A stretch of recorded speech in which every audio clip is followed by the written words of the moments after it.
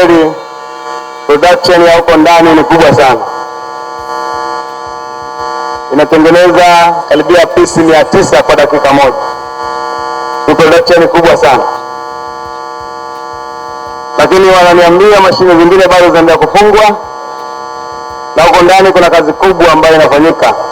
Kuna mzigo mkubwa sana ambao tunaambiwa kwamba unasafiri kwenda, wana supply Kongo, wana supply Malawi, Kenya na nchi zingine. Lakini hata hapa kwetu mikoa yote wanapeleka hiyo mzigo.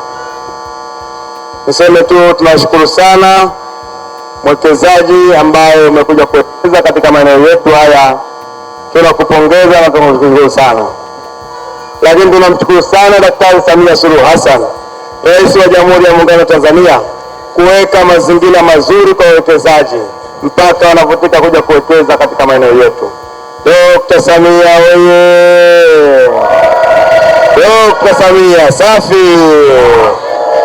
Kwa kweli tunaweza kumwombea sana Mheshimiwa Rais kwa maono yake ya kuweka mazingira rafiki kwa wawekezaji wetu.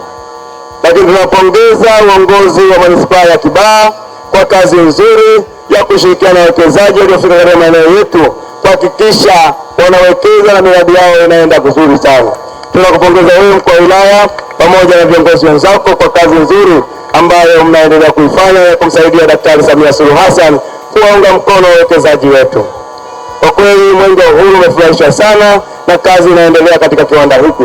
Kazi ni nzuri, production ni kubwa, na endelea kuleta mitambo mingine ili waendelee kufunga hapa ili kiwanda kiendelee kukua na kuwa kikubwa zaidi. Mheshimiwa mkuu wa wilaya, baada ya kusema hivyo, tuko tayari kuweka jiwe la msingi la kiwanda hiki ambacho kimetuletea heshima kubwa katika manispaa yetu ya Kibaha. Lucia Habati Msami ni afisa masoko wa Softcare. Leo tunayo furaha kubwa sana kupokea Mwenge wa Uhuru uliokuja kiwandani kwetu kwa ajili ya kuja kutuangaza kiwanda chetu na kuangaza maisha ya Tanzania kwa umoja, kama ambavyo tunajua kwamba Mwenge wa Uhuru kazi yake ni kuangaza maisha ya Tanzania. Siku ya leo tulikuwa na matukio makubwa matatu. Tukio la kwanza ilikuwa ni kuzindua jiwe la msingi ambalo wote mmeliona hapa. Jiwe letu limewekwa na kiongozi wetu wa mbio za Mwenge ndugu Michael Mwangonda ambaye ndio kiongozi wa mbio za Mwenge kwa mwaka 2026. Tumefurahi sana alipotokea jiwe la msingi kwa sababu ameonyesha kiwanda chetu kinatengeneza bidhaa ambazo zina ubora kiasi gani. Lakini kabla hajaweka jiwe la msingi, alijiridhisha kwanza kwa kuingia kiwandani kwetu, akaenda kukagua kiwanda, production process nzima ambayo tunaifanya kutoka kiwandani. Kwa kweli tumefunga mashine za kisasa sana. Mashine zetu kuanzia bidhaa, mashine raw material inavyoingizwa pale kwenye mashine mpaka bidhaa inapokuja kutoka, hakuna binadamu anayehusika katikati. Inakuwa ni mashine zina process kila kitu mpaka kwenye packaging process ambako ndo tunakuja kuona sasa ndo binadamu anaingia kwa ajili ya kuhakikisha kwamba zile bidhaa zimepakiwa kwenye vipakio visafi na zimepakiwa vizuri na kwa usahihi. Kiukweli tunatengeneza bidhaa nzuri sana, bidhaa zetu ni bora. Hakuna mtu asiyejua Softcare. Watanzania wote tunaijua Softcare. Na Softcare imekuwa ndio kimbilio la Watanzania wengi, imekuwa ni bidhaa ambayo Watanzania wengi wanaipenda. Nyewe wenyewe mmeona kwamba Mwenge wa Uhuru kuchagua kuja kiwandani kwetu ni tukio kubwa sana, kwa sababu bidhaa yetu inatambulika kwa ubora ulionao na kiwanda chetu kinatengeneza bidhaa iliyo bora. Siku ya leo tumefurahi pia kwa sababu tunaenda kufanya tukio kubwa. Tunaenda kutoa taulo 6,000 kwa wanafunzi 1,000 wanaoishi katika wilaya ya Misugusugu.